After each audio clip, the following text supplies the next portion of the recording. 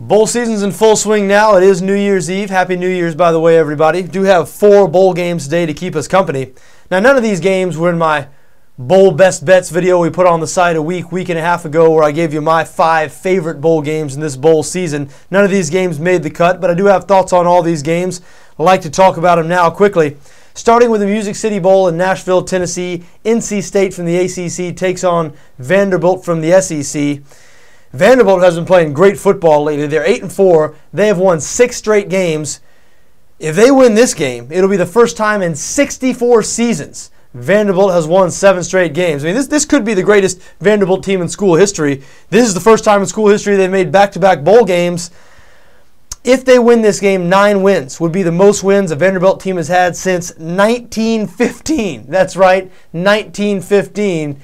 James Franklin has done such a good job there in his 2 years head coach, and I totally missed that. Like everybody else, when Franklin was hired, of course, he was the offensive coordinator at Maryland. I didn't think he would make a splash or make much of a difference. I mean, Vanderbilt is the doormat of the SEC historically, but Franklin's changed all that. He's turned that around, had a winning conference record this year, 5-3 in the SEC. Like we said, 8-4 overall. And the most impressive and most surprising thing about Vanderbilt is in this 6-game winning streak, they've been killing people. They've won these games by an average of 24 points per game. You just don't think of Vanderbilt, well, you don't think of Vanderbilt winning 6 games in a row, period. But you don't think of them as a high-scoring offense, that type of team. Now, because of the success they had this season, they are a fairly large favorite here. BETDAQ has them installed, or will have them installed when they put the line up here shortly, as a 7-point favorite. 51.5 the total in this game. It's just unusual to see Vanderbilt favored by 7 points over another major conference opponent in NC State, but that's what we got here, and quite frankly, the spread is warranted. As a matter of fact, if it weren't Vanderbilt, if this team, if you just changed the name of the team, if this was Mississippi State or Tennessee or some other SEC team, I believe the spread would be more here. I just think a lot of people, myself included, you have trouble backing Vanderbilt and laying a touchdown in a bowl game. But we mentioned 24 points per game they've won by in this 6-game winning streak. Very balanced offense. Jordan Rodgers, their quarterback, brother, of course, of Aaron Rodgers of the Green Bay Packers. Now, nobody will ever confuse Jordan with his brother, but he does have an excellent wide receiver to throw the ball to, Jordan Matthews. If you haven't seen this guy play, he has an NFL future, second in the SEC this year with 87 catches. And I think the most important player on the Vanderbilt offense, really the heartbeat of what they do, running back Zach Stacy, topped 1,000 yards this year. So very balanced offense for Vanderbilt, very good defense, particularly good in the secondary. They only allowed 175 pass yards per game. That's 10th in the country. They only allowed 6 passing touchdowns all year. Now, they're facing an NC State offense that can throw the football. Mike Glennon, NC State's quarterback, passed for over 3,600 yards this year, 30 touchdowns. Glennon is your prototypical NFL-type quarterback. He's tall, he's got a strong arm and a quick release. And I've seen some draft projections for him in the first round. So, I mean, he's going to be chosen in the first or second round of this coming NFL draft. This guy does have an NFL future, but he's not surrounded by much there at NC State.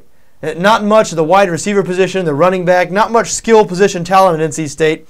A big reason why they were 7-5 this year. They also had a bad defense, I guess. When you mix not much skill position talent with a bad defense, even if you have an NFL prospect at quarterback, you're not going to be very good. Now, because of their struggles, their coach, Tom O'Brien, who had been there for 6 years, was fired. They hired Dave Doran from Northern Illinois, but Doran has not taken over yet. Dana Bible, the offensive coordinator, will be the interim coach for this game. To me, all this does is make this game difficult to handicap. You know, bowl games are tough enough as it is because it's a long time between games. You know, these teams have been sitting around for nearly a month, or more than a month. What am I talking about? These teams, it's been more than a month since the last time these two teams have played. So you never know how that layoff is going to affect teams. And in the case of NC State, how will losing Tom O'Brien, their coach, the guy who recruited every single one of those players to NC State, how will that affect them? I mean, next year, new coach coming in, you never know. Guys who are starters now, are they going to hang on to their starting jobs? Are they going to have to compete for their starting jobs? Is he going to clear some guys off the roster, you know, encourage guys to transfer, things of that nature, bring in new guys? There's a lot of uncertainty surrounding the NC State program right now. Just not sure how that's going to affect the team, quite frankly. Now, Strictly speaking, from a matchup standpoint, hard not to like Vanderbilt here. We mentioned they've been playing really well lately. 6 wins in a row by an average of 24 points per game. Very balanced offense. NC State, terrible on defense, especially in the secondary. 98th in the country in pass yards allowed. So that Jordan Rogers or Jordan Matthews combination is going to have, they should have good success in this game. The only things that concern me here with Vanderbilt is the fact that it's a 7-point number. The fact that it's Vanderbilt. I mean, I'm sorry, I can't quite get over that hump.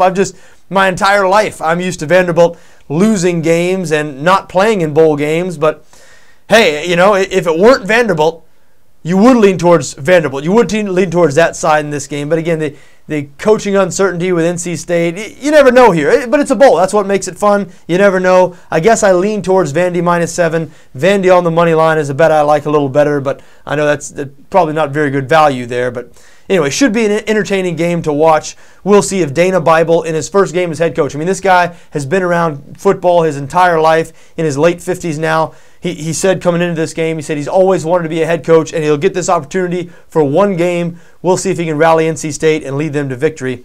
Now, another ACC team is playing tomorrow, playing a little further away from home. Georgia Tech playing USC in the Sun Bowl in El Paso, Texas. I think this game is going to be very interesting to watch, but extremely difficult to handicap. To me, the most difficult game of today, of New Year's Eve, to handicap. USC installed as a 7.5-point favorite here, 63 the total.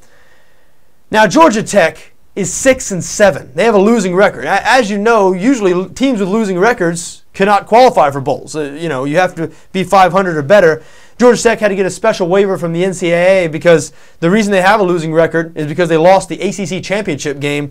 That's right, Georgia Tech at 6-6 made the ACC championship game. Tells you all you need to know about that conference. I know it's because Miami turned down the bid to play in hopes that their probation sentence is going to be a little lighter. But whatever the reason, Georgia Tech did play in that game.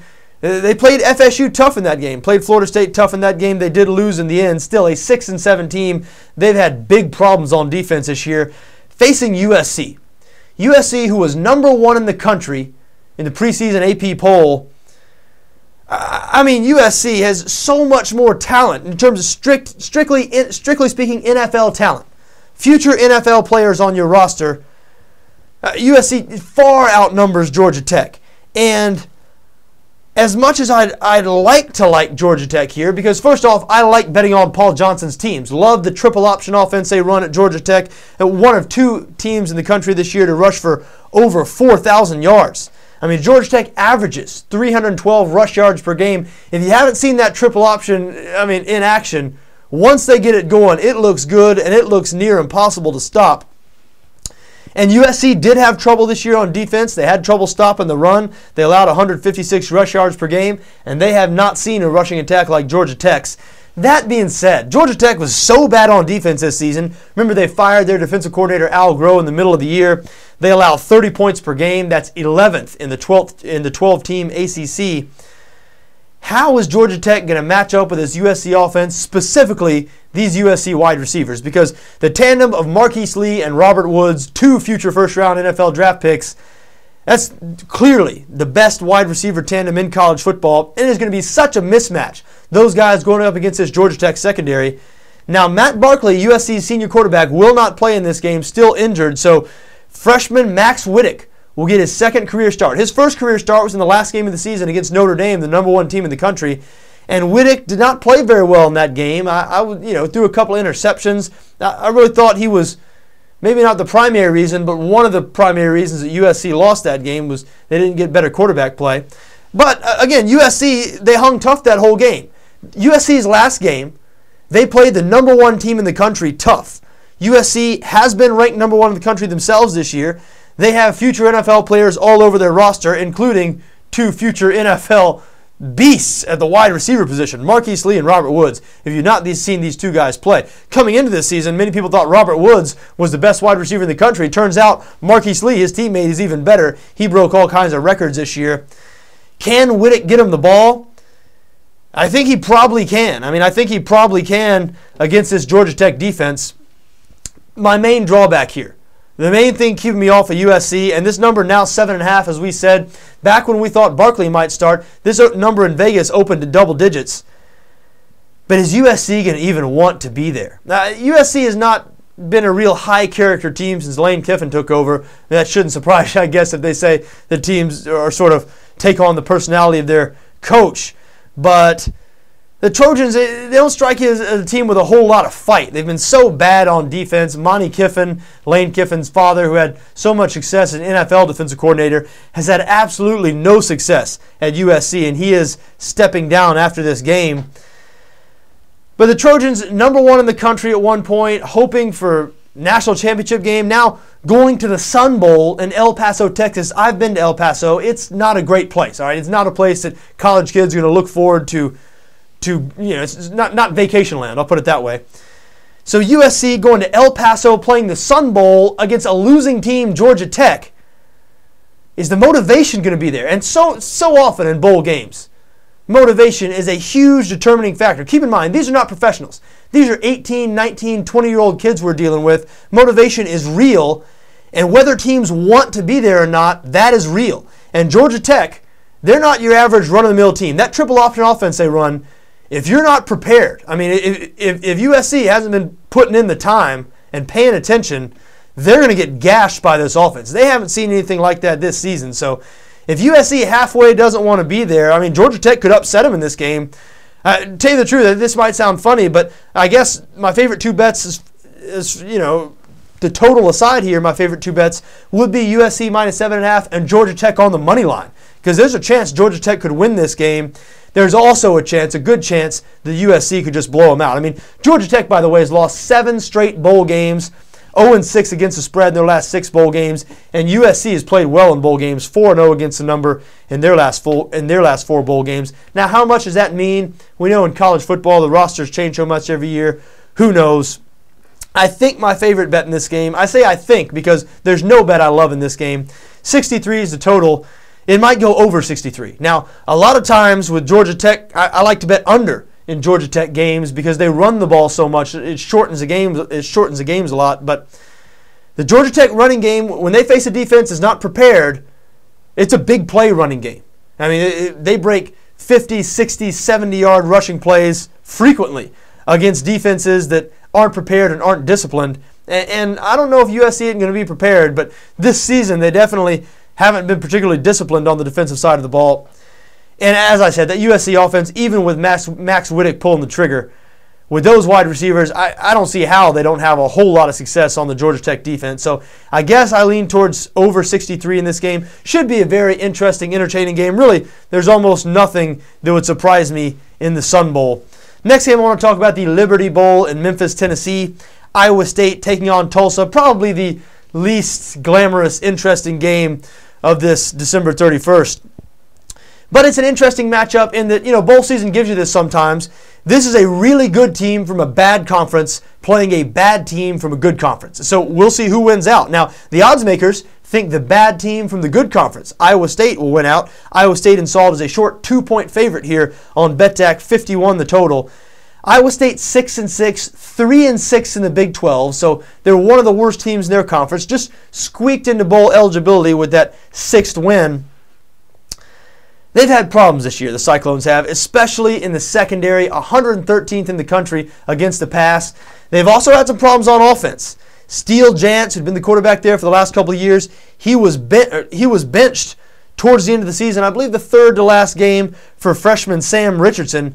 Richardson played pretty well when he took over for Jantz, but didn't play too well. I saw their season-ending loss to West Virginia. Now, the winds were blowing in that game, so Geno Smith, he outperformed Sam Richardson, I guess. I believe Richardson, he completed less than half his passes in that game. I don't know. I remember watching it. I remember thinking the win was really played a big factor in that game, so I wouldn't judge Sam Richardson off that game. Still, he is a freshman. Iowa State does not have a great offense, and we mentioned their problems in the secondary. Now, Iowa State does have one great player on that defense, a future NFL guy, Jake Knott, their linebacker, but Jake Knott is not going to play in this game with a shoulder injury, so I have concerns about the Cyclones in this spot. Now, unusually, because these two teams, one team plays in the Big 12, Tulsa plays in Conference USA, so Strangely, these teams have met this season. They met the very first game of the year in Iowa State. Cyclones came out on top 38-23. Tulsa jumped out to an early lead in that game.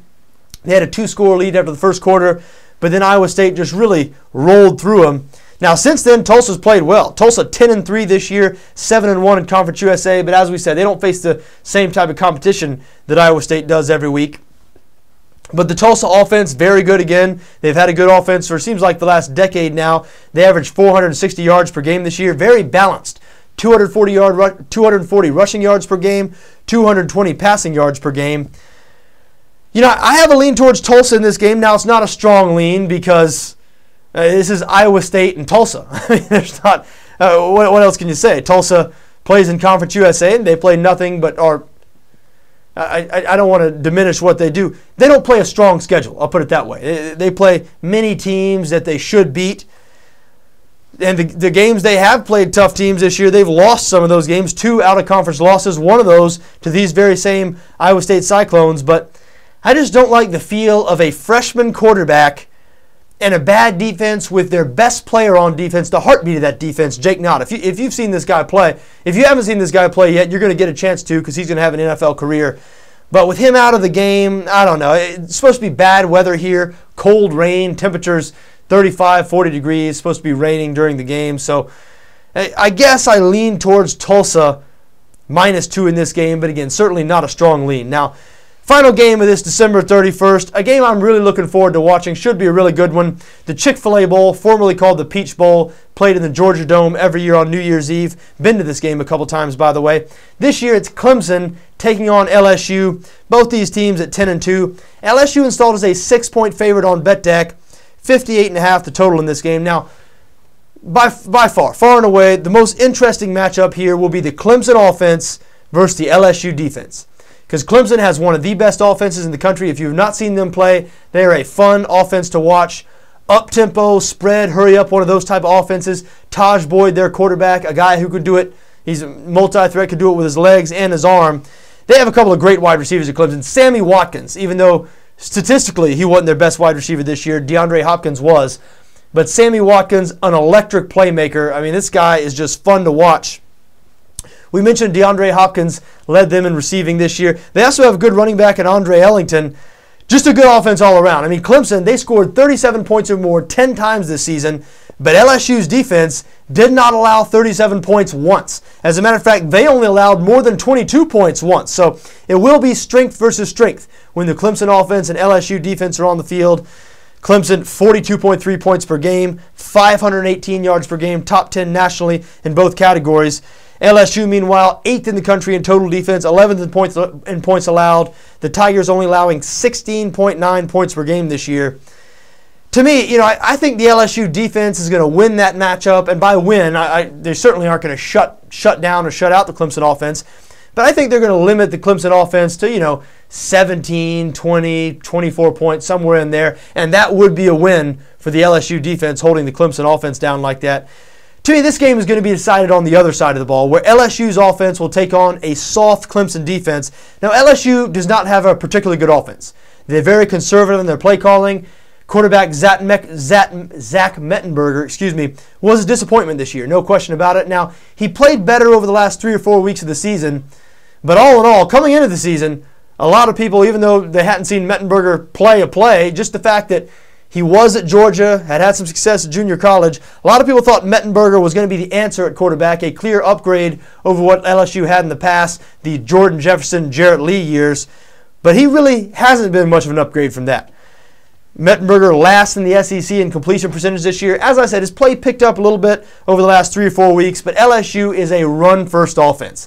As usual, it is running back by committee there. They just roll them in. As a matter of fact, right now, their best running back, freshman Jeremy Hill, he was 5th on the depth chart to start the season, but he has sort of emerged as their best running back over the last few games. He runs hard. All LSU's running backs run hard. I mean, if you've seen this LSU's team, if you haven't seen, this year's LSU team play, which you probably have, they're on all the time.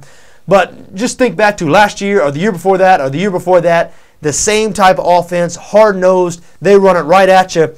Can Clemson hold up? Now, I don't think they can. I don't think they're going to be able to hold up in the front seven. This Clemson defense, very poor this year, 75th nationally in points allowed. In yards allowed. They allowed 411 yards per game. So I think LSU is going to come out on top here. I do lean towards LSU on the money line. Now, not great value there because they're a 6-point favorite. The 6 makes me a little uncomfortable because LSU is conservative offensively. I mean, LSU wins a lot of close games. Look, this season, I think their first 5 or 6 conference wins, something like that, came by less than 7 points. So LSU winning a game by 3, 4, 6 points would not be unusual at all. So I am a little uncomfortable with the 6 here. But I guess I like LSU -6 more than I like Clemson +6 because I do think LSU will win the game. I do like them on the money line. Now, 58.5 feels like a lot to me in this game. Like I said, I think LSU's defense is going to win the battle, hold Clemson to in the neighborhood of 20 points, and something like a 31-20, 28-20, some score like that I think is very likely in this game, and obviously that would be under the 58.5. So I do lean towards under in this game. I also like LSU on the money line, and I guess I have a slight lean towards LSU -6. Well, there you have it. Those are your 4 games for New Year's Eve, folks. Again, enjoy these games. Hope you make a little money. Enjoy your New Year's. Be safe. We'll see you tomorrow with more on BETDAQ NFL.